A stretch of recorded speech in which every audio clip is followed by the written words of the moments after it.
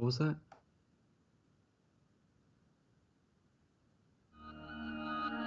This isn't the chupacabra. I just want to remind you, no, this is something huge. This is something that reminds me of the Mothman stories of Point Pleasant and how the Mothman has scared the living daylights out of me, because when I'm in the dark, I wouldn't want two big red eyes staring at me from the window, tapping on the window. And then I look out and I see something hunched over with big wings, or a flying demon or something. I don't want that anywhere near me.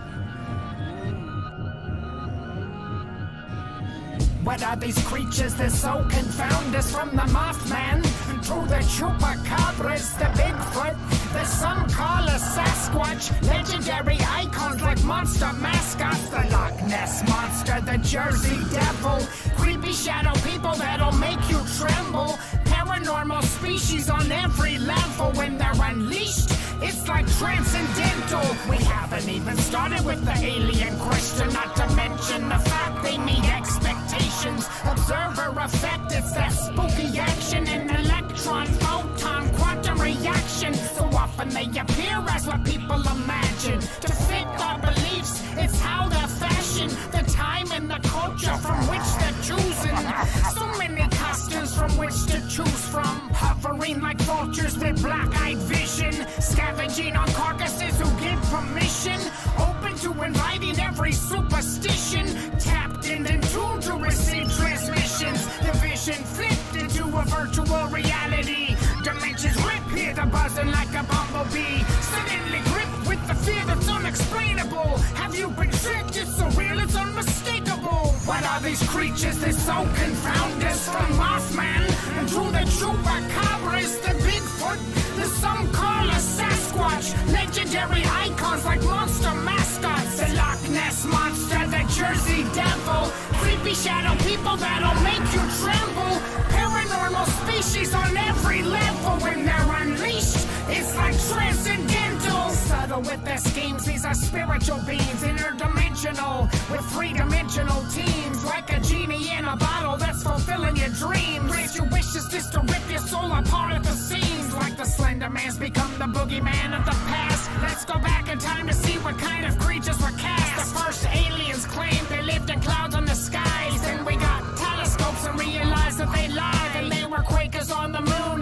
the little green men, gray aliens, insectoids and reptilians, the fairies and the elves, leprechauns and the trolls, the goblins and the gnomes, the same stories told. Spirit apparitions, every specter and ghost, it's the same allegory from the days of old. We see through their mask, and despite the disguise, we recognize the species by the shape of their lies. Imprisoned in chains, in the days they hybridize, now the vision is changed and they wanna mechanize. They're making a decision to now pose as AI, possessing our computers and the robots they guide, inventing our beliefs to create the divide, and they're planting the seeds for a global genocide, pretending that technology is really alive, like computer Ouija boards with the demon inside. What are these creatures that so confound us, from Mothman to the chupacabras, the Bigfoot, the some call a Sasquatch, legendary icons like monster mascots, the Loch Ness Monster, the Jersey Devil, creepy shadow people that'll make you tremble, paranormal species on every level. When they're unleashed, it's like transcendental. When I'm looking into subjects that really scare me, you have to go back far, really far, to dig up some of the scariest creatures, the scariest incidences of sightings and appearances. I mean, you know, we all know, you know, man has had his encounters with fallen angels. And boom, there it is. It's not really the Jersey Devil or the Chupacabra or the gnomes or the elves. We're dealing with demons and fallen angels. Welcome, NPC, because you're going to talk a lot about a very similar thing today. Hello. Oh, yeah. Well, I mean, that's the thing. These movies that we see, very popular right now, feature a lot of these different types of creatures that after last night's show with Gary, we kind of see that there are a lot of parallels, and that maybe they have a common type of ancestor and that's split off and all these other creatures. So today we're going to focus on some of these movies that maybe feature something we've maybe read about in Revelation or various other parts of the Bible. And so we'll focus on The Silence today. It's a 2019 film, and A Quiet Place, another film from 2018. And these are both, I wouldn't say post-apocalyptic so much as in the midst of the apocalypse, and they seem to center around the Revelation 9 verse of these entities that hunt people and torment them in the end days. Well, by the way, I need to share my screen. Oh, are we sharing your screen? Okay, let's do that. Hold on. Let me go to. I gotta change. Get out of my. Gotta change what I'm doing here. Oh, it's fine. I just forgot to do that. Okie dokie. I'm going to have to pop out this chat real quick. That's fine. I popped the chat out as well, by the way. Hey, so while we're waiting for me to catch up with what we're doing here, I was glad that you had watched this. I had tried to talk about it, and pretty funny. It was like crickets whenever I tried to talk to people about it. They're like, oh, I don't care about that. Very interesting movie that I did happen to watch before you even, share your screen anytime, before you mentioned it. So I was like, oh, this is great. I've already seen it. I don't have to go watch it. And it's very similar movies, these two movies. Yeah, and what's really striking is that they're both good, sure, but A Quiet Place, I watched a couple reviews on these movies too afterwards. I only actually completely watched The Silence because I didn't have access to A Quiet Place, I don't think.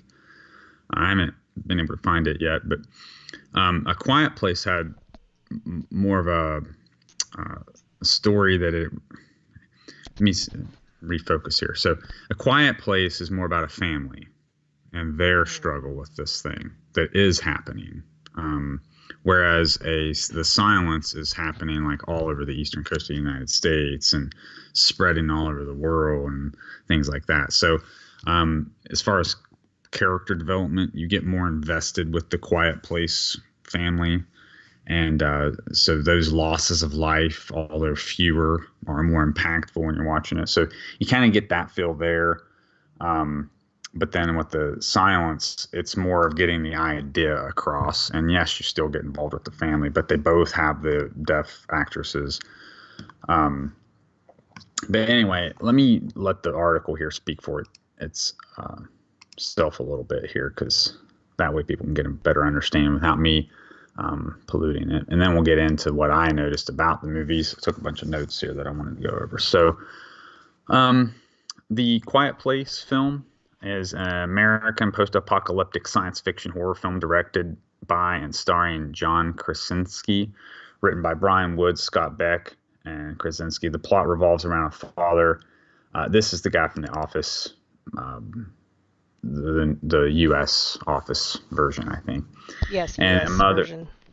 Yeah, and a mother, Emily Blunt, who struggled to survive and raise their child in a post-apocalyptic world inhabited by blind extraterrestrial monsters with an acute sense of hearing.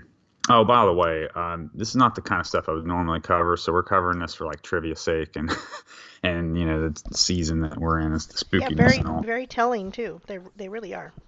Yeah, and then it just happened to relate to what I always research anyway. So, anyway, that's why this is not necessarily a Solomon report.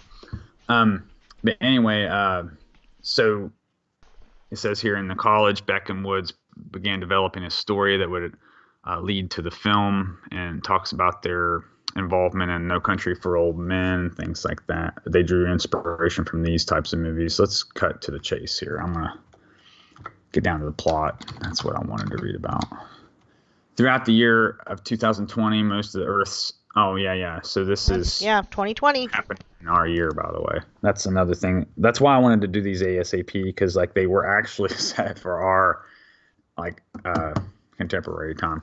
Most of the Earth's human and animal populations have been annihilated by sightless extraterrestrial creatures, the creatures which attack anything that makes noise have hypersensitive hearing and are covered in armor, which is invulnerable to bullets and explosives. So again, just because it's focusing on this one family, it is happening all over the earth, just like the best thing was in this other movie we'll talk about in a minute. Now, the first thing I want to point out is that they call this family the Abbott family.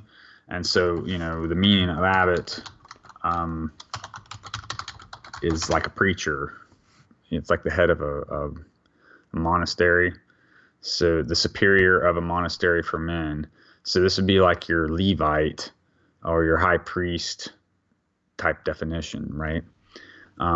So that was the first thing that kind of jumped out at me about the family itself. And it says here, the Abbott family, wife Evelyn, husband Lee, congenitally deaf daughter Regan, and sons Marcus and Bo, silently scavenge for supplies in a deserted town, going barefoot while in the open. The family communicates in American Sign Language, which, if you're not familiar with that, this is a way to talk with your hands using symbols that are recognized as letters and concepts also. The 4-year-old Bo is drawn to battery-powered space shuttle toy, but Lee takes it away due to the noise it would make. So they start to realize throughout the show that noise is drawing these things. Sorry, my phone. Never mind. I'm just going to have to answer it later. Regan returns to the toy to Bo, who also takes the batteries that his father removed from it. Bo activates the toy when the family is walking home from crossing a bridge, giving away his location to a nearby creature that kills him before Lee can save him. So this is when they begin to realize that it's the sound drawing the creatures, much like we'll learn in The Silence. It wasn't immediately that everybody realized this, and like people started to realize it and communicate it in their own way, but it was these families that already had some type of advantage with communicating without words that seemed to have some type of edge on the situation here. So we'll see here later that comes into play with a hearing aid as well. It says over a year later that they're struggling with some issues in the family, but again, why I want to focus on with this one is that they're really just dealing with this in their own house on a farm, and this guy is creating an enhanced or augmented hearing aid device for his daughter. That wasn't initially in the story, but they worked it in. And because what it did is this hearing aid actually emitted a high-pitched frequency that drove them away, because what is the distinction to make here is that the vesps, or little pterodactyl things we'll talk about in The Silence, they were drawn to sound to eat it, the creature or whatever was making the noise. These, on the other hand, these creatures it was said that the noise hurt them, and they didn't eat what they killed. They just killed because of the noise hurt their ear, their hypersensitive hearing, apparently. Can I ask a question? Yeah, go ahead. Does this ever mention where did they just land from outer space? Did I miss that, or did we not cover that? Is that where they came from? Is there interplanetary aliens that arrived and just happened to hate noise but came to the planet Earth, and obviously they're not intelligent, maybe? Well, like I said, I hadn't actually watched this one to catch that, but it describe them as extraterrestrial in nature. So interplanetary. Whereas then, when we talk about The Silence, on the other hand, these are going to be coming from a deep cave system that's been isolated. So again, when we were talking with Gary about the inhabitants of maybe the inner Earth or something like that, yes, the movie's portraying them as being senseless and so on and so forth, and senseless, literally senseless in some ways. Still yet, they had some type of organization among themselves. It's like an entirely separate species that had evolved on its own. So in a way, these two are very alien. But extraterrestrial, however, is the term they used in this movie to explain A Quiet Place. But I would imagine you could just as easily say these were from underground, just the same, because they were blind, just like the others. So I think the motif that they're going for is the real important thing there. Okay, let me see. Oh yeah, this is the part I wanted to focus on. So, By the the way, reading. any question I ask you is not to put you on the spot. I also did not. I watched The Silence, but not The Quiet Place. But I did watch review on The Quiet Place, and they didn't really ever say. So I just thought you might know. So anyway, go on. It's fine. I mean, I watched a review on a couple of them actually on the, and they never said. So I don't think it actually explains like, and there's not like an astronomer saying, oh, something landed or whatever. No, I mean, it just Right, they just come out focuses of just nowhere. on this family. Whereas, and see, that's the difference in the movies. Like, it's just like, I guess maybe like Signs, that M. Night Shyamalan movie where, it's really just focused on that one family. Although the thing that's happening is like everywhere, it seems. But that's how these two movies kind of compare. It's like a microscope versus a macroscope. Anyway, I want to focus right here on the daughter. Both movies, it's a daughter that can't hear. And when we talk about The Silence, we're going to see that this girl here, she has a loud, high-pitched noise. Like throughout the first half of the movie, you just hear her high-pitched ear ringing. And at first, I wondered if like there was something wrong with the quality of the movie I had or something, But I noticed there was piano in it too, so I started just kind of getting used to it and listening. And it occurred to me, she was just deaf, and they were trying to portray like what everything was like for her. And Well, just to toot my own horn, I figured it out right away that she was deaf. But yeah. Well, what I'm saying is that they're not she's not actually deaf. She can hear. Well, she can't. Okay. No. I mean, like in real life. Oh, so like, okay. So there is an actual subtle difference between the two actors. This girl in this movie here is literally deaf. Okay. Gotcha. But this one just knows how to sign and stuff. So what I found was interesting was she didn't need a hearing aid, right? But this girl did. And so there was one difference in the movie is that had this girl, this strategy where they were using a hearing aid to ward those creatures off somehow, I don't know if that would have worked the same way in this one. But what was very interesting to me that stood out was the fact that her ears were ringing already. And then this girl here had a device in her ear that would cause that same sound. And that's what drove these creatures off. And we talk about our own ears ringing in the Discord. Yes, exactly. Okay. That's what I'm trying to, I think that has something to do.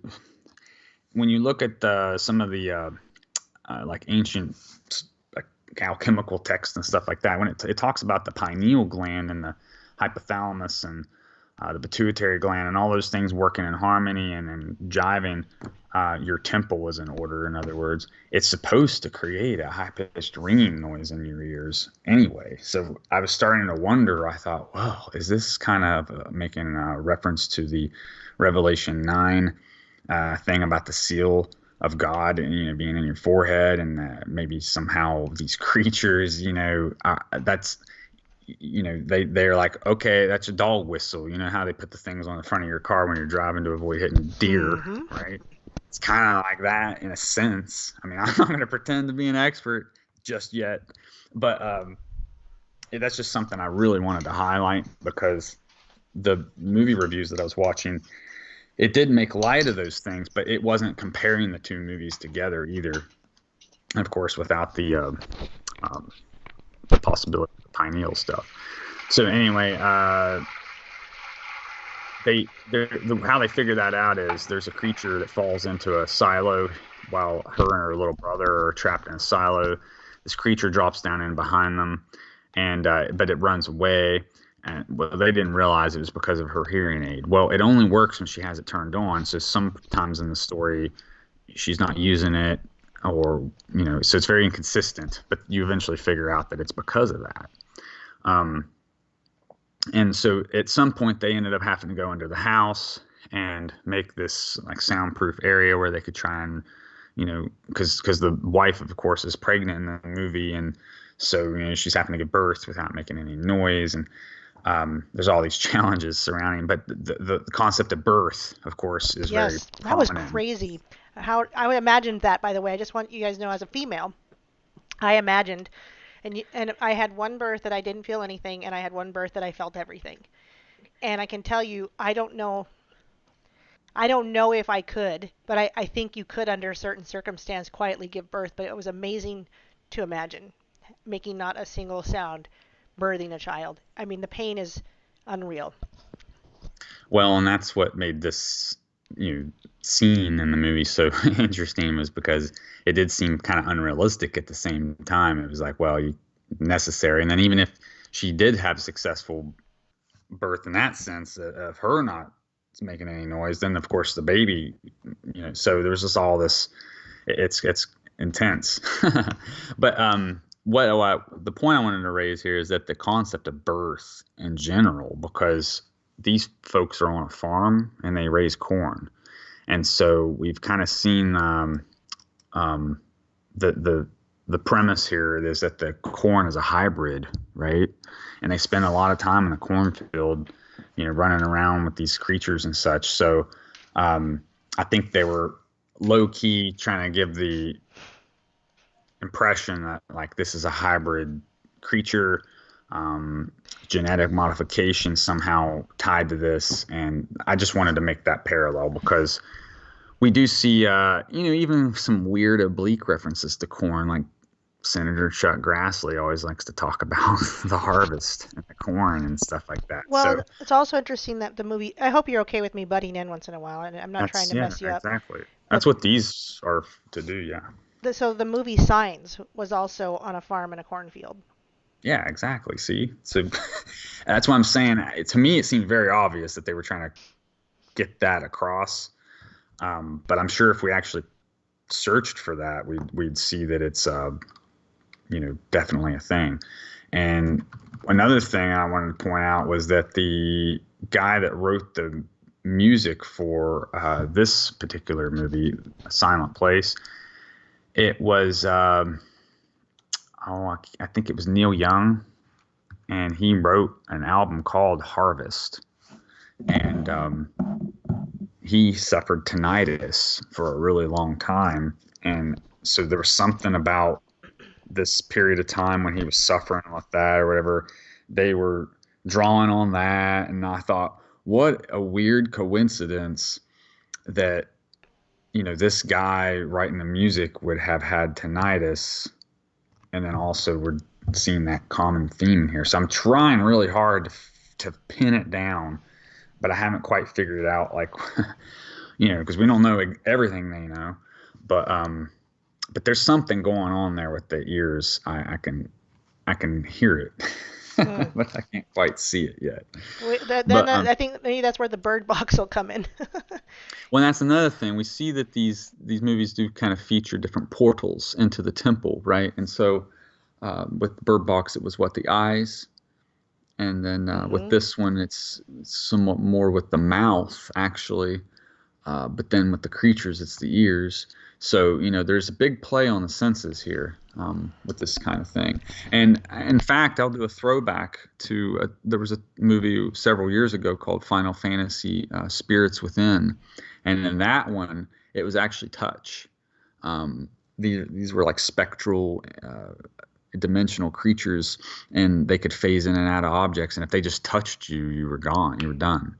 And so it wasn't sense related. They just had to get you. There was another movie like that called Spectral, where they didn't just touch you, but they moved through your body, and you like froze and burned at the same time. And they didn't like iron. If you put iron around you, they couldn't come to you. And we know what doesn't like iron, right? Demons. Well, fairies in particular, but okay. Yeah. Mm-hmm. Okay. So that's really good to have these discussions for that reason, because there's a lot of movies I just haven't seen, because typically I don't watch horror movies. Same here. But these really caught my attention because I went back to the first episode of Solomon's Report, and you were talking about the silence, and so I went ahead and watched it, and then after I actually enjoyed it and watched it, I thought, wow. So then I was searching out anything that was similar, and I came across this movie, so I wanted to feature it too. But one thing I wanted to point out is that they were considering incorporating this into the Cloverfield franchise, which, if you're familiar with that includes like the really huge like monster that was terrorizing town. That's one of the few times I've ever had a panic attack. Was right after watching that movie, and I don't know Ooh. why it didn't like upset Some me or frequency. anything. It could have been a frequency thing. Oh, dude, that makes a lot more sense than anything because I wasn't upset or anything. It was just on the way Yeah, home. I that just started sounds like having a panic attack frequencies. all of a sudden. Wow. Anyway, so I actually had to pull off the road and everything. Anyway, I just thought I'd mention that they were considering incorporating this into that franchise, but they didn't because they were afraid it might somehow take away from what they were trying to do. But still, yet the fact that they were even considering that makes you wonder if at some point and there was some type of common thread through this, you know. After all, the giant creature in Cloverfield is just as much as an extraterrestrial as any of these creatures in this, albeit different type of creature. Well, the reason I thought of the frequencies too, because in Cloverfield, doesn't it make people like superconductors and it can control them, like can float them around? Or am I thinking of something else? I could be. I'm not. Well, there's a that couple familiar. of different Cloverfield movies, Okay. and that's what confuses me sometimes about them because they're not always very similar. Okay. They consider it like the Cloverfield universe, as if, you know, these things are all happening in that same universe, but maybe not necessarily at the same time, or, you know, co-occurring. But it's supposed to be something that's possible within that same world or universe. I think basically think of it like Marvel and DC, you know, something like that. It's like a real world comic book genre, I guess you could say. Okay. So the big point I wanted to make with this was that, you know, they centered on the ability to communicate with sign language. Now, what's really interesting about that is that they're being silent yet communicating with their hands. Well, the most recent research I was doing about the Hebrew language is that it's all about the shape of the hands. You can make every single letter with the hands, and that Yod, the first letter, is just the hand, and it makes up all the other letters, and you can do all the letters. There's even like a little dance you can do with the letters, just like the alphabet dance, and you know it's so Wow, I've never heard interesting. that. Yeah, so it, you know, essentially sign language built off something like this, and so if you kind of like start to read between the lines, it's almost as if you know, I kind of interpret it as salvation in the word, right? But the silent, ineffable word, in a sense, too. It's kind of deep and meta there, I'll admit. But after seeing the some of the stuff I've seen on the Hebrew alphabet, how that can be done, it seemed like a really hard connection that couldn't be missed. Because if you realize that like those hand gestures also connect back to your brain, imagine if you maybe could sign the entire Bible, but in Hebrew. You would literally have coded the Bible into your brain in a totally different way than anybody else would have done. You know, almost like a Braille version of the Bible, like in the book of Eli. Totally different kind of way. So, you know, when you consider like your brain as a temple and what you're putting into it like that, and you know, the word, and as it were, and in some cases, like how Joshua wasn't supposed to speak the law but demonstrate the law. Well, they're silently demonstrating like the words, right, and talking in that way, but not speaking. So it's almost as if you think of like if you could really see angels and demons, that's basically what these things kind of seem like, or literally demons manifest, right? Mm-hmm. And so sometimes you got to say, be careful what you say, because, you know, you might be sending an angel or a demon after somebody, right? Mm-hmm. Like a curse word, like, or things like that. Yeah, that's what cursing really is all about, I think. So, you know, I guess the concept would be that once somebody had this ability, this authority, then anything they said could, you know, cause healing or sickness or whatever. And we see that with the story of, what was it, Elisha, when he curses those children and they all get mauled by bears, you know. I mean, he probably did it out of anger, you know. Right. It shouldn't have, obviously, but it happened. So there's just a good example of that right there. But anyway, this is perhaps the better done version if you wanted to like get real invested with the storyline and stuff.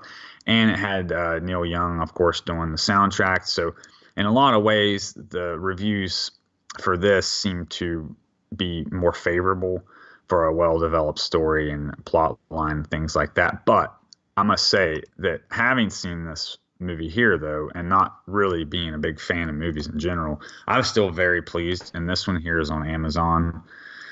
So, you know, if anybody has Prime, they can go ahead and watch it. But so let's talk about this one a little bit. And I do have some notes. But this movie starts off with some petroglyphs and cave paintings and things like that.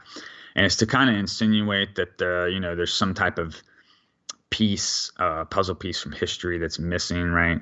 And these unsuspecting spelunkers are about to discover that puzzle piece, unfortunately. So they break into this cave system in the Appalachian Mountains, which are very, very old, by the way. So the idea is that these creatures they refer to as vesps were, you know, contained therein, and that shortly after hearing some noise, they all started to wake up out of their stasis, and you know, they eat these people and they start spreading all over the place. Well, some people were digging in the cave too, I think, to get to them, right? Didn't they find an opening and they're like, what's in here? Yeah, they break through, and that's what causes all of this to unfold. And then there was a news article recently in real life about something like this, finding some old creature underground, and I remember somebody commenting, leave it alone, close it back up. Anyway, go on, sorry. Well, and that it's kind of even suggested in this movie because there's like a religious cult you mentioned before, from this movie that kind of springs up, and no pun intended, I guess it was April 10th when this got released, springing up. So the religious cult, as it were, they do cut their tongues out to avoid talking, and they're trying to, just like Gary was talking about, they're trying to kidnap people and things of that nature so that they can keep their numbers up, you know, because they think it's the apocalypse and stuff. Well, they'll use people to feed the animals or whatever to keep them off of them if they have to. Well, they were breeding them apparently, because in this there were some news articles in the movie, not real world. It's been a while since but I watched it. In the movie, there were some articles about atheists being burned alive, and you know, cults raising these creatures and cultivating them, and you know, they considered them the harbingers of the apocalypse. So there was this group. They weren't any way, shape, or form allies from the creature's point of view. I mean, they would get eaten just the same, I'm sure. But it was their attitude was that this was a just judgment or something coming, when they really had nothing to do with it. But the review I watched did speculate that maybe the cave spelunkers were part of this cult. Looking from for the get-go. Yeah, so I didn't even consider that. And so that makes you wonder, I guess. But anyway, I did want to go back to this vesps thing, because they call them vesps, which is a word for wasp. It's a Spanish word for wasp. And so wasps are known to swarm, and they're very much more like a mean type thing. And they're not industrious like the bee, and that they're making honey and gathering pollen. I mean, they're more predatory. You know, I've seen wasps attack spiders and other insects and things like that. They're carnivorous, you know, they're hunters. And so, you know, from our Bible study a couple weeks back, we were talking about the Egyptian fly and the Assyrian bee, and that the distinct difference between them was the preparedness, the training. I mean, arguably you could say, you know, a wasp had more armor and better weaponry than a fly, right? A fly would seem like more of an annoyance than a wasp. Well, I was talking to a friend of mine about the wasp thing, because he mentioned that he knew something about wasps, and he said that they are usually what come at the end of a harvest. You know, once the plants have been picked, the wasps come, and he just notices that they hang on a lot of plants, you know, that are dying. So it's almost like they're drawn to the weaker type plants or something like that, he was saying. And he said that even the frequency of just their wings beating and how they move through the air, he says, even if you can't see them and you just hear them, just instinctively you feel like you get a little more panic than you would just with a fly. With a fly, you don't act the same way you do with a wasp, right? Mm-hmm. That's just a subtle thing you don't really think about, but when you really start to put your mind in that frame with what they're trying to convey, I mean, the wasps are supposed to convey terror. And so these things being called that makes me curious because, we're actually set in Pennsylvania Appalachians, not Spain. So the fact that they're using this term vesps is curious. Well, what we'll learn is that when we start talking about utopia, which I have far more extensive notes on utopia, by the way, but in that, Peruvian bats were tied to viruses and things like that. So although there weren't creatures flying around, there was a virus, however, that was being released that was derived from the Peruvian bat. And of course, they were using the term vesp in that too, which I thought was really strange to see that common thread being woven there. So anyway, we see here in the silence.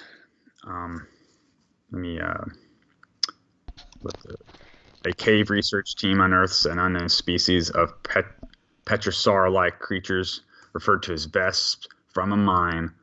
Oh, a mine. I thought it was just a cave, but the fact that it's a mine. Yeah, I thought it was a cave too. Because that's where you get metals, which are guarding the gold. Yeah, so hard to tell what they were really going after in there. Sumerian mythology. Allie, a teenage girl who has lost her hearing in a car accident. Oh, okay, see. Yeah, she was I'm once glad we're reading she it. could once hear. I didn't realize that, but that was the difference. A teenage girl who lost her hearing in a car accident lives with her parents, Hugh and Kelly Andrews, and a maternal grandmother, Lynn, who has terminal lung cancer. Her brother, Jude, which you mentioned, Jude was the book before Revelation, That's right? And a pet dog. As the news of the VESP outbreak spreads, the U.S. government declares a state of emergency and asks people to stay indoors and quiet. Allie suggests that they head to the countryside, which is likely to be quieter. Glenn, Hugh's best friend, joins them and brings his guns. They set out in 2 cars, but a man tries to hijack when they're fueling. They have a little shootout or standoff there. Yeah, real quick. They go on down. I want to mention I want to mention comparison to the real life COVID virus and how people are reacting to that. And I thought about that. This made me think of this movie where you had the people that were watching the news and they were like, we should just do what the news tells us. Because the news was saying stay home, just like they were saying with the COVID. Stay home, just we'll figure it out. Just, get with your family and stay home. And so her boyfriend does that with his family. And it made me think. It made me think of this movie when this all started, where they're like, "Stay home, don't go outside." And I'm like, "Oh, that sounds like the wrong thing to do." It sounds like, and this movie specifically, very much so, that was the wrong thing to do, was to stay home in the city. But anyway, go on. Well, and to that, I would add that again, in the Feast of Tabernacles tradition, it would seem like, hey. When this type of thing maybe does happen, you're not even supposed to be in the cities in the first place, right? You're not, no. So, it kind of does walk parallel to that kind of motif too, I think. And to add to that again, in the movie, remember they featured the article about atheists being burned alive or whatever. And in that movie, it shows where she's talking to her boyfriend and his house is on fire. So it also suggests that maybe her boyfriend's family were atheists. That's curious. And the crew came through and started, houses on fire. I mean, obviously they're atheists. There's nothing in this movie that points to any faith in the Lord. Yeah, none of them really profess a strong faith at all. However, I did want to point out something that became apparent.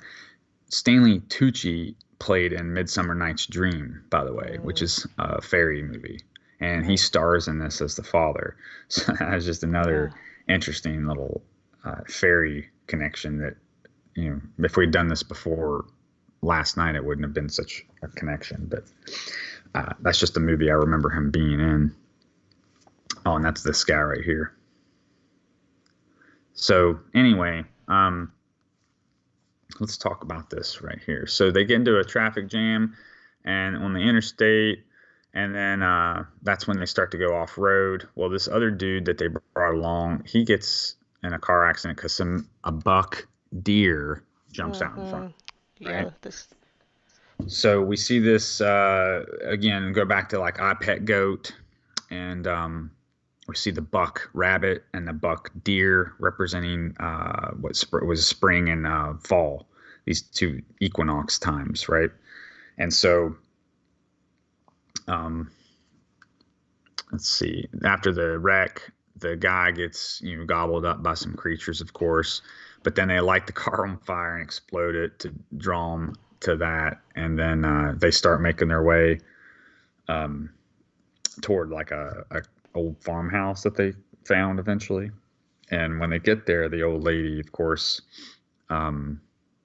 yes, this is the best. This is hilarious because she doesn't watch the news. This is a good point to take. She doesn't watch the news. She lives out on some farm. She's some right-wing gun-toting person, and because of that, she had no idea what was going on, and she pays for that, just so you guys know. Well, yeah, she gets eaten by these critters, and so what's interesting is when they encounter the house, there's a perimeter around it, and she's got these bells hanging up around the fence and stuff. So when they show up and like trip the alarm, she thinks it's just some hoodlums or whatever, so she comes out there yelling and carrying on. The bats eat her up. Well, what's interesting is she ends up getting knocked into a well, which I thought was kind of interesting because they say that the entrances to these types of worlds are often at the bottom of wells and deep lakes and things like that, So anyway, they turn on a wood chipper when they're there too to draw noise and chew a bunch of these creatures up, awesome. Which I thought was kind of interesting. But then at some point they start crawling through a tunnel and trying to get to another area, and the creatures start attacking the lady. Well, it turns out they have a really bad scratch and bite, and she has to get some treatment grandma, inside. Right? The grandma does. This is the mom that gets the mom. The scratch. Okay. So that's what draws them into the town to go get the pharmaceuticals, and they meet this cult. Well, the reason that happened is Jude encounters a snake. Oh, that's right. In the tunnel too. So because Jude precedes Revelation, and it talks about the heel of the woman's seed crushing the head of the serpent. Heel. Yeah. I thought that perhaps that could have been some type of connection there, because he yells and then they bite her leg, right? So I don't know if that's a direct on purpose thing, but it did seem pretty close. Because I really don't think there's coincidences. Jude is her seed, and anyway, but that's why they turn on the wood chipper, is to distract and get the creatures off her.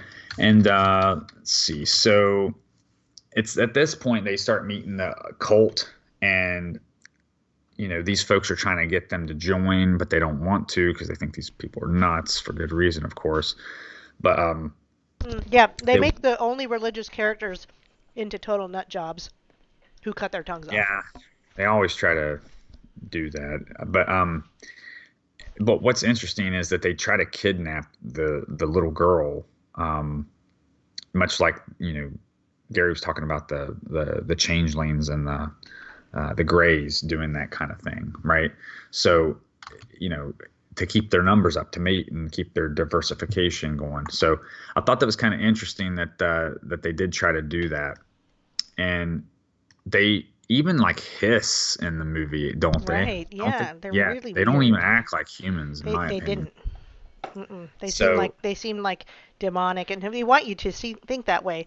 because of course the guy, he comes out with what looks like a Bible, and he's dressed like a priest, and it shows that they're very, very religious, but obviously a cult in that way. But yeah, I mean, it's just a mockery of Christianity. I had, yeah, and they try to use a Bible verse at the very beginning of this movie. I will not fear though tens of thousands assail me on every side is not in the Bible. Well, it is, but it's not.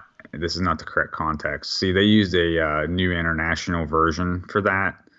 It's actually people, tens of thousands of people on every side. I don't know where it's at, but they make that distinction. There's a biblical distinction there.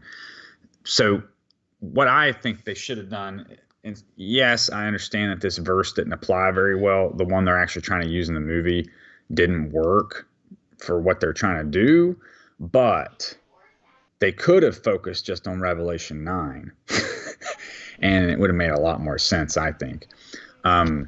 But again, that's where it comes back to this girl with her ears ringing the whole time too. Now, albeit the family didn't have this going on either, but it's just, I think it was too strong of a feature in the movie to ignore. So I definitely wanted to mention it. Now, at the end of the movie, I don't know if, oh yeah, here's the creepy dude. I don't even, there he is. Yeah. So this is the guy that the religious cult leader dude. Mm-hmm. So if you notice, they're even writing on, they're writing things instead of speaking them. So. Right. They don't know any sign language. Yeah, exactly. So they don't have the true word, right? Which the language is what God gave to us anyway. Here's the articles of where they were, burning people up and stuff like that. I have these on mute, by the way, but I just wanted to use the stills. So, they're burning people in cars and houses and breeding these vesps, wasps, which, WASP is also an acronym that stands for White Anglo-Saxon Protestant, right? Mm-hmm. So this is a Spanish word for wasp. But I do remember this part now. Geez, it's been a while since I watched this. Sorry, go on. Let me see if there's something else here to show. Yeah, this is the actual verse. It's from Psalm of David. This is where Absalom was going after David, which is his son, I think. And I think after that, after failing, he was forgiven for doing it. But the one time he was trying to kill his father, Absalom's also the name of the caterpillar in Alice in Wonderland that's sitting on the mushroom that she meets. And he's actually spitting out the vowels in the smoke as he's exhaling. All of those are vowels, A-E-I-O-U, that are missing from like the name of God, basically. So I thought that was kind of a weird thing to mention, just putting it out there, since I think there's this connection to language in the hands and the, sign language. I just wanted to throw that out there. Because none of these references are like really easy to see. It was almost as if they were veiled. So you're watching some review that explains the origins of the vest according to Scripture. Well, yeah, but I just didn't feel like they'd done as good a job as they could have done, because they really could have shown Revelation 9, I think, to maybe make it more strong. But, they were using like a different altogether verse, because that's what the movie used, and the movie used a verse that was from a New International Translation, because it's tens of thousand people, not creatures, just it says people. But if you also consider that the tens of thousand people could be locusts or something like that, or some other, you know what I mean? You could arguably make that comparison, because like we were talking about the harvest, wasps come at the end of the season to eat the remaining plants and to nest on them, etc. So, and to prey on, other creatures. So, this is indicative of the harvest, perhaps. I don't know. I just think they could have used a different verse though. Now this one actually, I forgot to even show any stills from that, but there are spoilers in this, by the way. But Well, we're spoiling it already. If you're watching this, we didn't alert you, but we're spoiling a lot because we don't necessarily think you need to go watch these movies because yeah, it's they could be traumatic or bothersome. I mean, I didn't think they were that bad, but like Harry B said that he watched A Quiet Place and he was moved to tears about the little boy. So it can be traumatic. The horror movies are actually meant to traumatize you. So we're going to give spoilers because you don't need to go watch the movie. We'll tell you everything you want to know.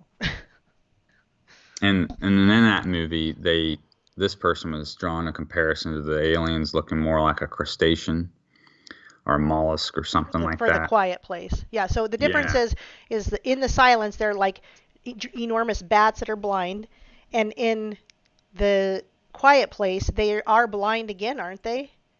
They're also blind. They're blind in both. So that's the common thing there. I'm trying to get a I guess it more doesn't get any bigger, but that's a small picture. But I tried it. I used that too on our little thing. I mean, basically same thing, just one's bigger than the other. One's a lot bigger, yeah. In The Quiet Place, they're like bigger than a human, and in The Silence, they're very enormous sized, like bat-looking things. But what I wanted to mention was like how, these creatures in the sea are considered unclean anyway. But not only that, but you get purple dye from the shells of things like this too. And that's what the royalty is associated with, the purple robes and things like that. It would have to be got from the sea. So I kind of thought that was interesting because we're focusing on different kingdoms of animals here. And this at one point he's down in his lab. He's got a lab down there, but I just want to make sure I don't miss anything. Yeah, see, it's funny. In A Quiet Place, they're even using the bat comparison here. Even though they're not bats, they're still like hunting them the same way. Frequencies. It's the same idea. It's noise frequencies. Their frequency is of a different pitch, so even our normal sound is too much for what their ears are obviously accustomed to in their frequencies.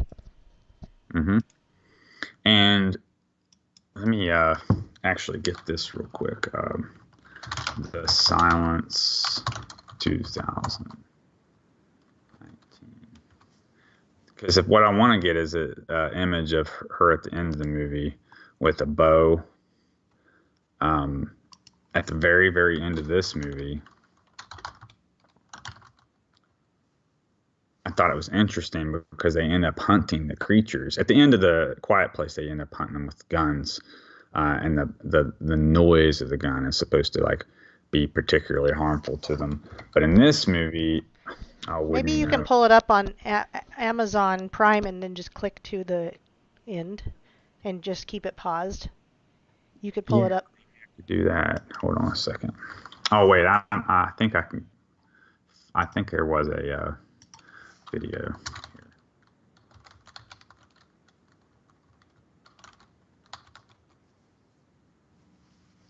Because what's really interesting is they start hunting them with a bow and arrow at the end, and it reminded me again of that. Yeah, right here. It reminded me of the Revelation, where the rider on a white horse has a bow, but it's not an archer's bow. It's a ribbon or a sash. But again, I think the symbolism here is to suggest, that some type of authority over these spirits as they're seeking a refuge. They're actually literally going to some place they call the refuge right there. And it's got the tabernacle symbol. That's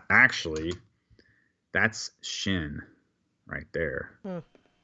Shin, 11 miles. Which is funny because we talk about cities of refuge. And in fact, that's an inverted Shin. Shin is supposed to be a W looking thing, but this is an M. So like the Mario Brothers icon right there. But anyway, it also looks like two little tents, like a sukkah. But it's at the end here where they they start shooting these creatures with a bow and arrow. Get to that. Oh yeah, like they start finding them. Here it is in a wolf, and we'll just kind of show right here. She's there shooting with a bow, and here so we got your Artemis and Apollo, bow wielding. Now they're not brother and sister; they're boyfriend and girlfriend. But this premise is that Apollo was an archer, Artemis was an archer. The bows represent authority over spirits, essentially, to bind and unbind. So yes, it's bow and arrows in this case, but you often see that after we talk to Gary and realize that connection. I now see that in a totally different way now. So I wanted to point that out too, and I don't need the YouTube up anymore. And Bill asked if these were like a part 1 and a part 2, and no, they're completely unrelated as far as we know, just really similar storylines. Well, what's strange is, even though The Quiet Place seemed to be the better done movie, The Silence actually came out. There was a book written for it too. It all came out before. So if anything, it would be A Quiet Place playing off the other, but really they aren't. Except They're just totally. Yeah, The Quiet Place came out in 2018, but like you said, there was a book for The Silence, right, that would have preceded that. Yeah, so it seems like it's really similar in that maybe they copied, but I don't think they did. I think it's just one of those examples of the zeitgeist of the times where people all had the same idea at the same time, or they both know the same thing. And like Gary was saying, they just got educated on the same stuff as a child, and they're just making movies and stories about stuff that they take for their own version of the gospel. Or it could be that one talks about it's kind of a predictive programming thing too. One shows them as interplanetary aliens. One shows them as creatures that are ancient, that come from underground. Yeah. Yeah. And the underground theme is pretty common with these, it seems. So in the movie, the dad hands Jude a spear out of wood that he makes. Now, it's a silent weapon, but again, the fact that he hands Jude a spear, again, we were talking to Gary last night about the weapons. There's a sword, spear, cup, and a stone, right? And but then also we see sometimes these images of conquering the serpent or whatever with a spear. So I thought it was interesting how Allie ends up using a bow and arrow, and then Jude is using a spear. You can find references to the name Al actually being referenced to like a god, not so much Ali, but Al. So Ali would be more like a goddess type of reference, I think, too. Or alphabet, Okay, so let me see here. At the end of that movie, too, there's a lightning storm approaching, and they're talking about the storm that's coming while they're hunting those creatures with the bow and everything. So that, too, references a lot of things that I think are coming from Revelation, like in Revelation 8, when firestorm comes, hail coming from heaven and all. But that could be, a vague reference there. But there is a storm, and so it might be a different Bible verse, but I still feel like the storm was put there on purpose. Because there's a storm when they're at the house and the people are trying to break in. There's a storm there too, and then there's another. This is on the Quiet Place movie, right? Or is this no? The I think it's the Silence. You might have to clarify when you jump back and forth. Sorry. It's fine. I probably won't mention the Quiet Place so much anymore. I tried to talk about it at first. Right. Okay. Now, the thing I found interesting about this is, yes, the creatures are blind and they're driven by hearing. There's this ear-ringing thing. We find that there's an angel known as Samael, and he's known as the blind god. This is the left hand or venom of God, the one that brings punishment. I guess that could have a lot to do with why he's blind, so that justice is blind, right? And so the only way he would know is if you know your fruit, rather, is by your word, not your sight. So again, drawing some vague references there in the occult, but if you look up that particular angel, you'll learn that he is known as the blind god, sometimes otherwise known as Yalda Baoth, and some people like to associate him with the pit and stuff, but it's either Azazel or Samael, one way or the other. It's this minister of the gate to the pit. And so we see that these bat creatures, this king figure has authority over them. Now, in the movie, they seem to have autonomy. I mean, they school around together and stuff. They don't seem to have a supreme bat commander or anything like that. Right. So they do depart from it biblically a little in that regard. But I'm just trying to draw things back to the Bible here. And let me see here if I'm missing anything. Yeah. So I guess I will make a jump back to the quiet place scene. So the scene where she's in the bathtub, that reminded me of where she delivers the baby, right? Yeah, that reminded me of Revelation 12, where the dragon is seeking to devour the man-child as soon as it's ready to be delivered, right? Because there's a creature coming up the stairs when she's in this bathtub. And also bathtubs are significant in the Illuminati type of message of what do you call it? A rebirth, which she's actually birthing a baby, but a rebirth into a new level of ascension, basically. That's why you often see these people in movies, or more so in music videos, in bathtubs. Or, a lot of imagery of the bathtub. I'll have to look into that, because that's one I've probably been missing and not realizing it. But it did stick out to me that it could be like a Revelation 12 reference. And then also the silence in heaven, because there's all this silence too. And we got these people hissing, which is actually the word used for silence. So I just think it's kind of weird that we, the little things like that we would have missed, but we've happened to be studying things like that already. Jude came up, the hiss kind of thing came up. So the bow, is another thing. So it just makes you wonder how many things you really do miss that you just because of being ignorant of what the meaning might be. So, the shush sign of the Illuminati, this is really interesting because the little boy one of the actor boys, they have a picture of him at the movie premiere doing the hush sign with his finger. Yeah, see, there you go. And then, of course, a year later, everybody's got a mask on now. Right.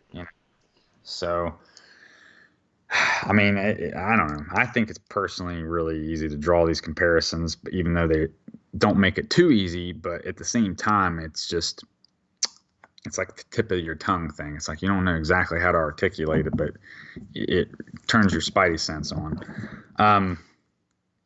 Okay, so we just want to make sure, there's also wheat field in that movie, The Quiet Place. It's not just a cornfield. There's wheat and corn, both. And so the hybridized thing is definitely something I wanted to make a point of mentioning. Neil Young wrote the music, and he had tinnitus. Let's see.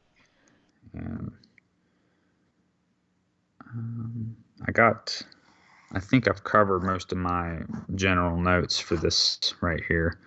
And I didn't want to make it a long show. That's why I was kind of trying to rush and make sure it was short. I just wanted to kind of get this stuff out there real quick. Well, you didn't have to rush. I had till 6, but, Oh, what time is it? 5. Oh, it's 7 here. Yeah. Sometimes I get confused with your right. times. It's okay, so I had till 8. Oh, okay. Well, anyway, I don't have much more, but I wanted to kind of talk a little bit about Utopia, though, because the reason why I wanted to cover these was because Utopia itself connected back to these things strangely, and I didn't expect them to. And so, like I said, we'll focus on the Peruvian bats and these viruses, and in this, these comic books seem to portend the apocalypse, and they predict all these things that are happening. And this will deal with topics of cloning, twins, Yeah. redheaded and blonde clones. We even see them using a Eucharist style version of the virus.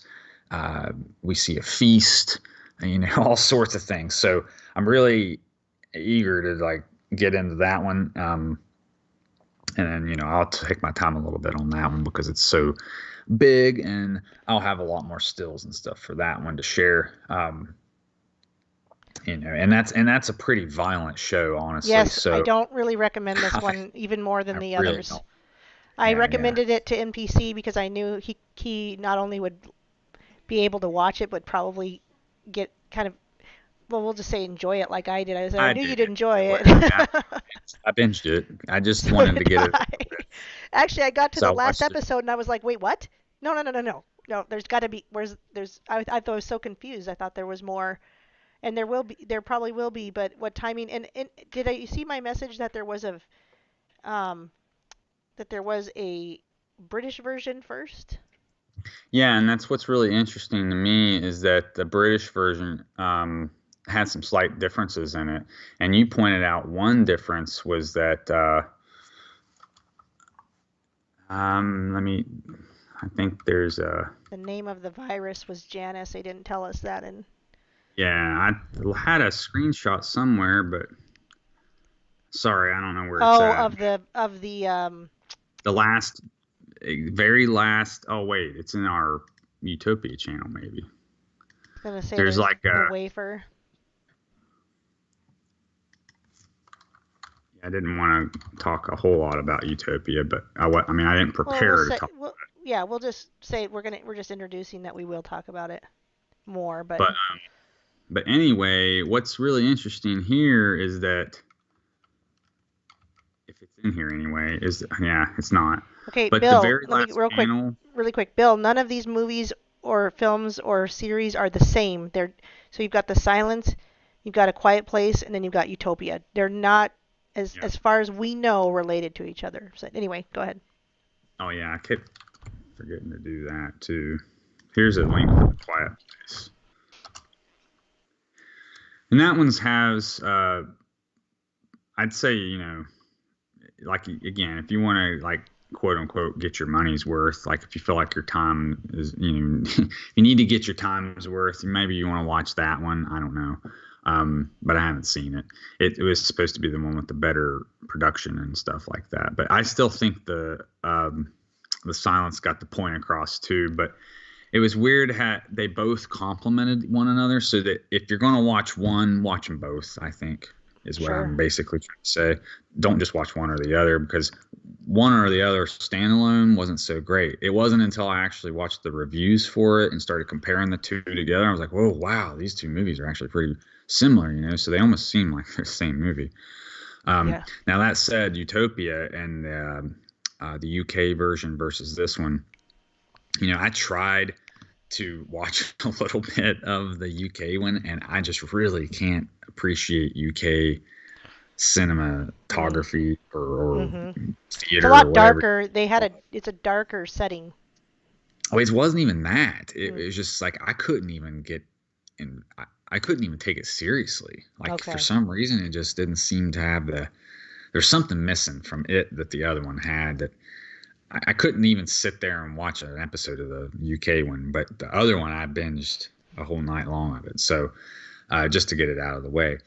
Well, what's interesting is this comic book will have, my goal was to try and get all the panels to feature them during the show, and get another wiki and stuff, and then I'm going to take some stills from the Amazon scenes that I have, and I did notice some differences between the UK one and this one. So what I'd like to do is focus on those where I can find them, and just talk a lot about the virus stuff, because this seems to also correlate with what's going on right now.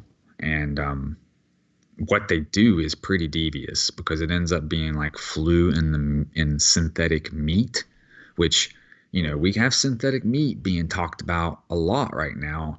And, if you're like me and you stay up on news like in agriculture, there's farms being sabotaged with like, they're putting chains and bolts and all sorts of crazy stuff in corn, hoping that it's going to end up in cattle feed and, trying to destroy people's heads of cattle. You mean on a protein crops. level?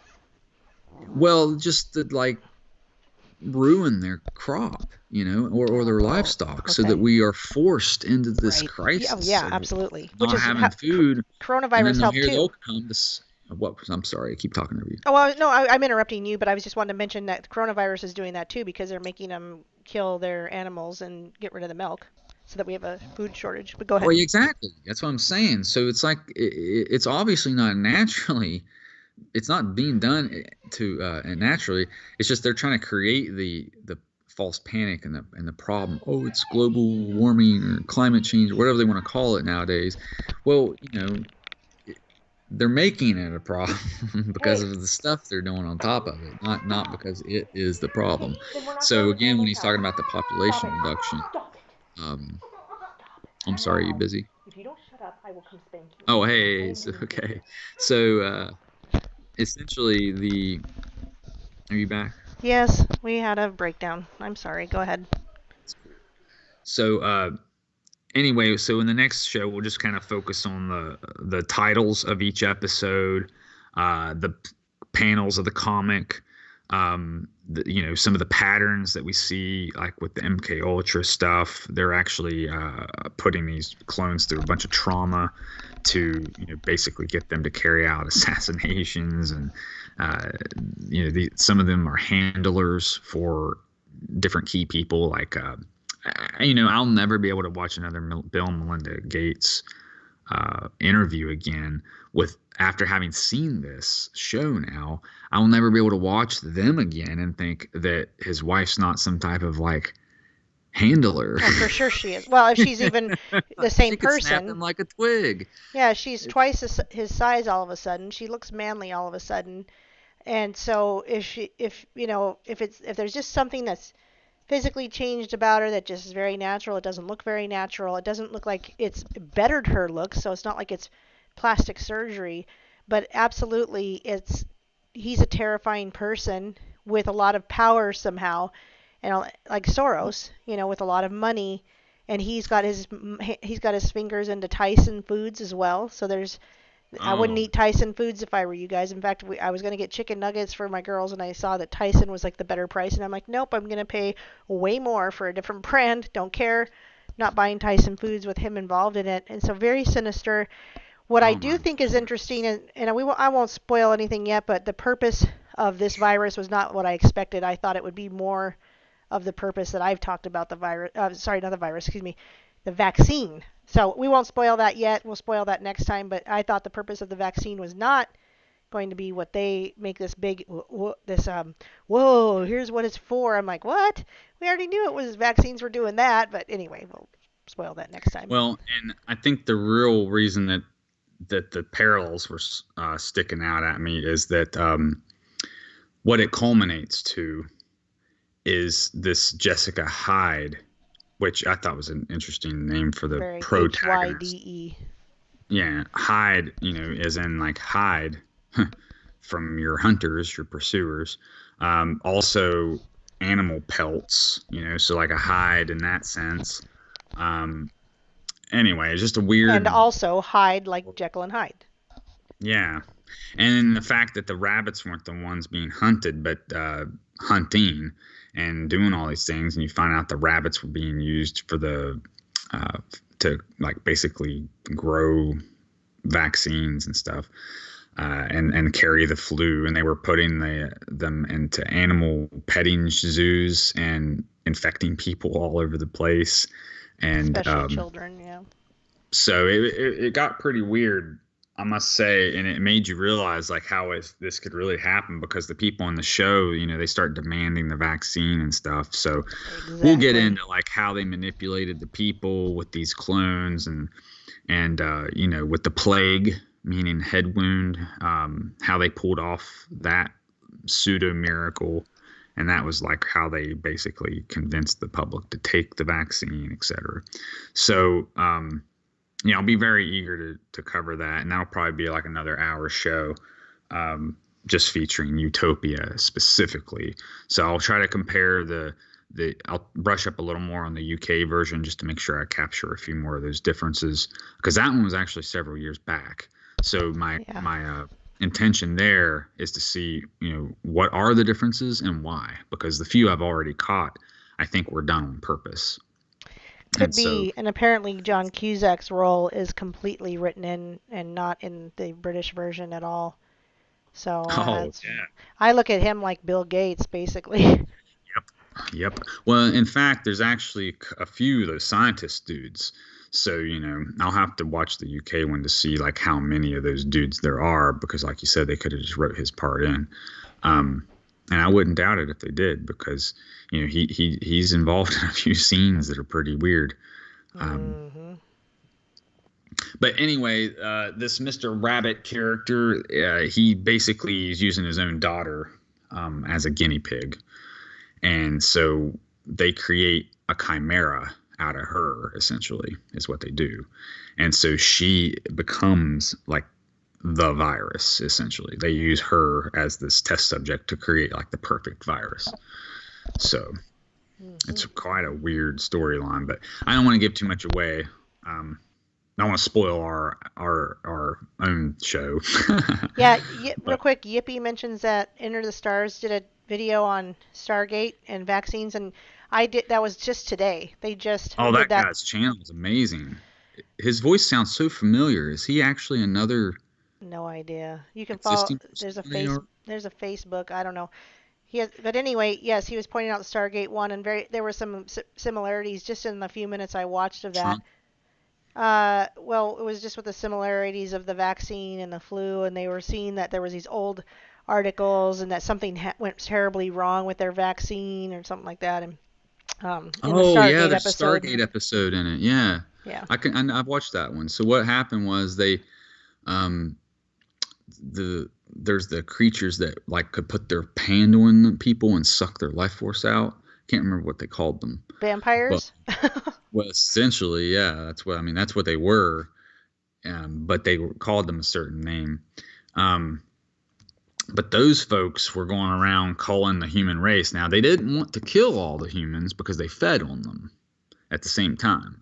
So, but they didn't have any qualms about wiping people out either, especially ones that threatened them and were able to fight back.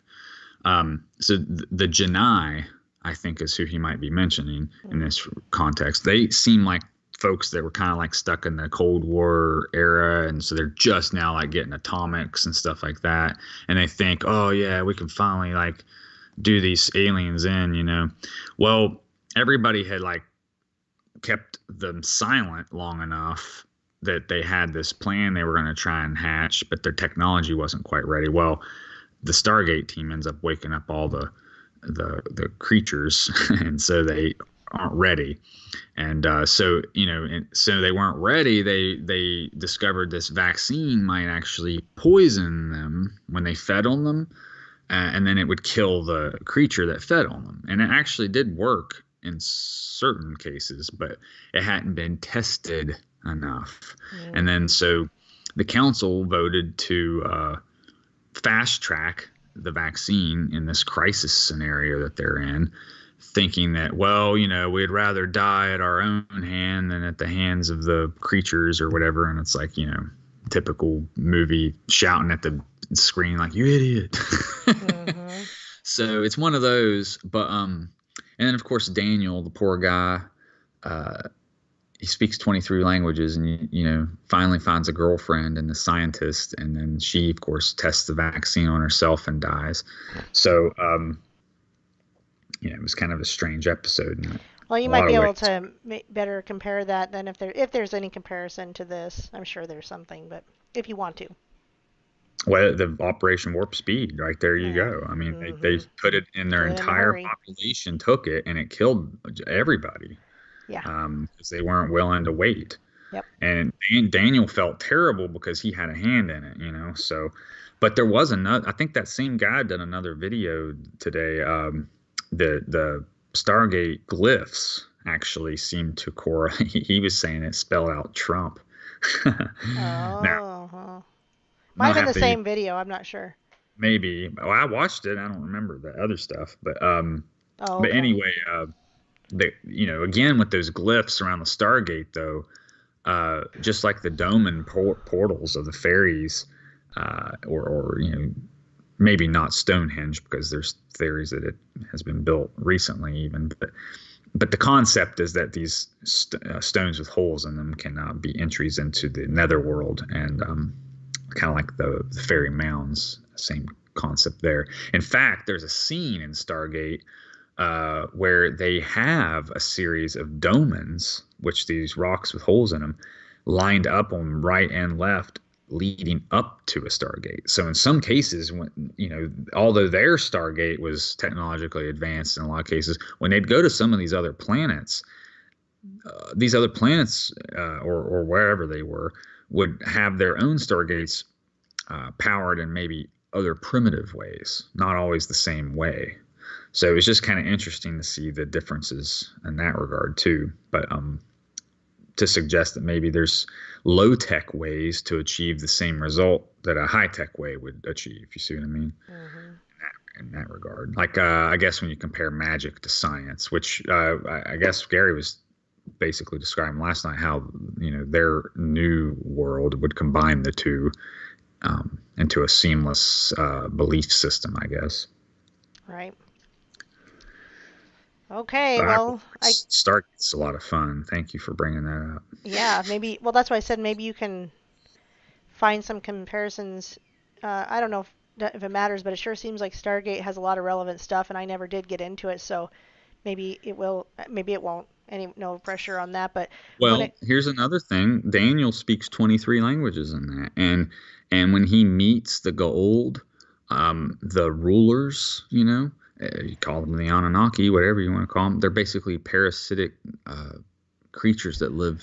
They like blend with the nervous system of their host, and then it possesses and takes over that person. But then that person gets these powers and stuff, and they can use their voice and different technologies to, you know, dominate others, you know. But Daniel, in this context, he becomes like the chosen one among them, much like Daniel did with the Pharaoh, you know. So I think there are definitely some comparisons to be made there. He was one of the wise men for the gold court because he had a Wadjet necklace, the Eye of Horus or Ra. He happened to be wearing that, and that is who they refer to as the head dude there is Ra. So when he sees his own symbol on his neck, he's like, oh, well, who's this? Yeah. You know. Anyway, that's all I had for this evening. I didn't prepare a long show. I just wanted to kind of dip into those and mention it. Except I did leave out one thing. One scene in the Silence, one of the other melee weapons he grabs is a sickle, which that's a reference, I think, to Revelation 14:14, where he's sitting on a cloud and he pulls out a sickle to harvest, to reap. Yep, that's the harvest tool. And they mentioned the harvest is the group in Utopia that's actually going around killing That's all. right. The people. harvest is on the move. Yeah, so I know it's kind of scattered this evening, but this wasn't really this was just a trivia episode for me to pull things from. It wasn't really to change your life or anything. It's for fun. This is some of the stuff we do is for fun, and especially in movie reviews. Like when we reviewed The Matrix the other night, I didn't tell anybody probably anything new. The Matrix has been out for 2 decades, so but you know there's new stuff for me to learn from it, and I never thought about it. I never reviewed it, so I was excited because I had seen The Silence and looking at The Quiet Place. I'm like, yeah, it's very similar, and you can get so much out of it. There's so, like you said, there's so many movies, but we're not going to watch them all. But the ones that we do, we get to share. So. Well, and I'm going to have a lot of fun covering Utopia, so I'm really excited about that. So we'll do that Friday. How about that? Yeah, and that's fine. Yep. It'll be our Friday Solomon Utopia report. Yeah, and that one might actually cover the whole hour-ish, so I can probably sprinkle in some scripture and stuff in there and make it about an hour and a half to 2, but I'll try to not make it more than 2 hours. Or I can, probably partake and have some things I'll say about it too, I'm sure. Well, yeah, of course. I mean, you've seen it. So. Okay, well, with that, I will let you go, and we'll say goodnight to everybody else. I'll be live tomorrow with Kevon K. Casals, because we're going to talk about the QUE Anon and what might be going on with the purge of that. So until then, peace and love of the Lord. Yes, Shabbat Shalom. Thanks for your time, folks. Yes, I appreciate you. I will talk to you soon. Meow, meow. Meow. Goodbye.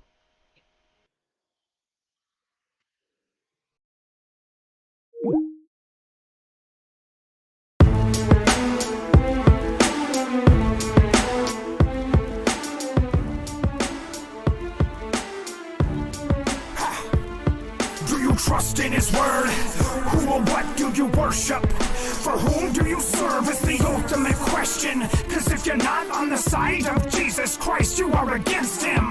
No one serves two masters. It's either one or the other, either gather or scatter. Any kingdom divided against itself will not stand. You must first bind the strong man, then you can plunder that kingdom and take back what was rightfully yours, full dominion. It's not just my opinion, but the word of the Lord, so make your decision. In his timing predestined, that no man nor the son nor the hour is written, not even angels in heaven.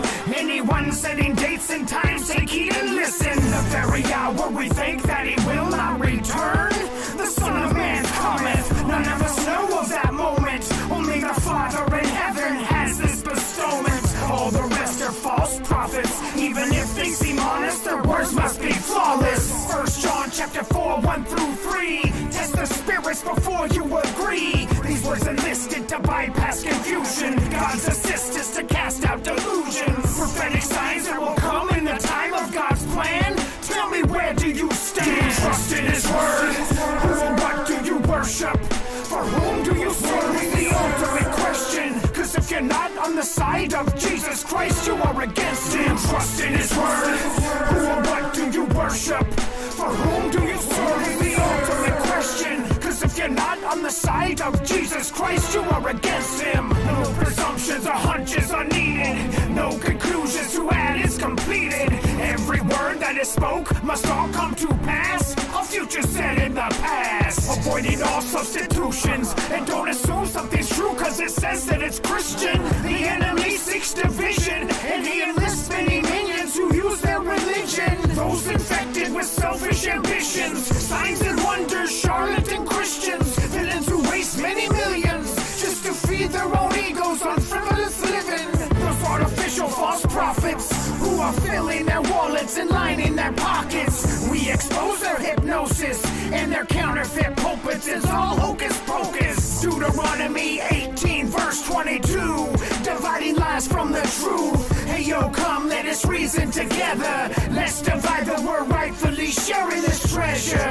Recognizing, believing through the signs and the times, understandeth the season. Those who depart from his word, neither hot, neither cold, lukewarm. Whom do you trust in his word? Who or what do you worship? For whom do you serve is the ultimate question. Cause if you're not on the side of Jesus Christ, you are against him. Trust in his word. Who or what do you worship? For whom do you serve is the ultimate question. Cause if you're not on the side of Jesus Christ, you are against him.